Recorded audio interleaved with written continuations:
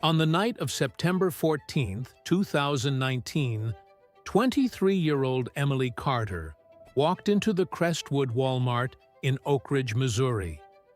She had just finished a late shift at the diner where she worked and stopped by to buy cat food and a new phone charger. Security cameras showed her entering at 10:07 p.m., tired but calm. For the first 10 minutes, everything looked normal. Emily pushed her cart through the grocery section, grabbed a few snacks, and even smiled at a toddler waving in a stroller. But at 10:19 p.m., she turned into aisle 14, a narrow aisle filled with cleaning supplies. She never came out. Cameras showed no one following her in. No side exits, no blind spots. She simply vanished.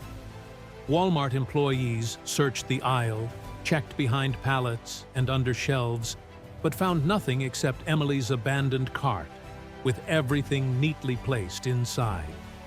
It became the single most confusing disappearance the town had ever seen. When police reviewed the footage, the case got stranger. Right as Emily walked into aisle 14, the camera above her flickered. For exactly 2.6 seconds, the footage turned into static. When it came back, the aisle was empty. Emily was gone. Her cart was still rolling slightly, like she had just walked away, but there was nowhere for her to go. Police checked the other cameras, but the glitch only happened on that single one, and only once. When they searched the Walmart's storage rooms and emergency exits, everything was locked from the inside. There was no sign of forced entry, no sounds captured on audio, and no witnesses claimed to see a struggle. It was as if Emily walked into thin air. The police questioned Sam Rudd, the night shift manager who first reported the missing cart. He said Emily looked tired, maybe distracted, but swore he never saw her leave. Yet detectives felt he wasn't telling them everything. 3 days later, an officer noticed a strange detail. Behind the shelves in aisle 14 was a thin gap leading to a maintenance panel. The Walmart building plans didn't mention it. When the panel was removed, the police discovered a narrow crawl space large enough for a person to move through. Dust inside the space was disturbed. Someone had been there recently.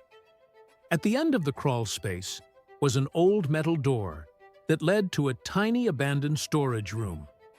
It smelled like bleach.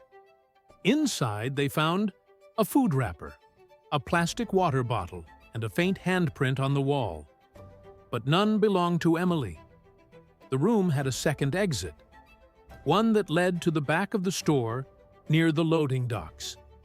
But the loading dock cameras showed no sign of Emily leaving.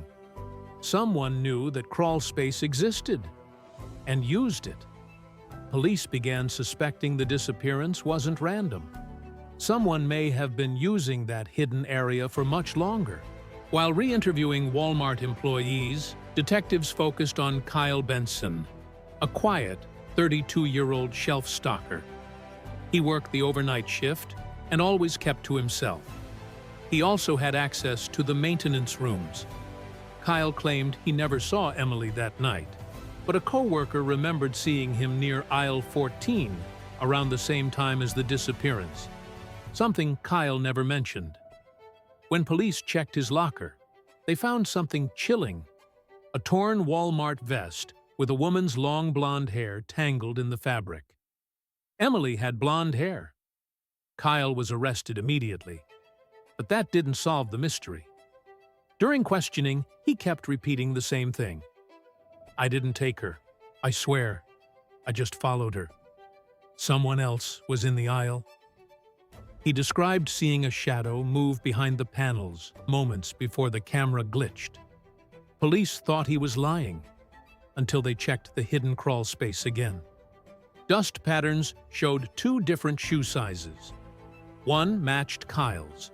The other was smaller, possibly Emily's. A third, much larger shoe print was also found, and no one could identify it. 2 weeks after Emily vanished, Walmart's corporate office released a piece of archived footage the local police didn't have access to. It was from a small camera in the ceiling rafters, used for inventory checks. At 10:19 p.m., the exact second the aisle camera glitched, the overhead camera captured something horrifying. A tall figure stepped out from behind the shelves, grabbed Emily, and pulled her through the gap. The figure moved fast, too fast for his size. His face was never visible. But the most disturbing part was this.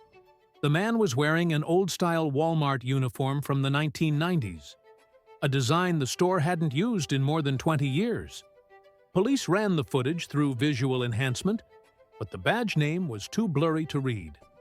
The figure was never seen again. Neither was Emily. The case remains open. The hidden crawl space has been sealed forever. To this day, shoppers report hearing faint knocking sounds coming from behind aisle 14, like someone trying to get out.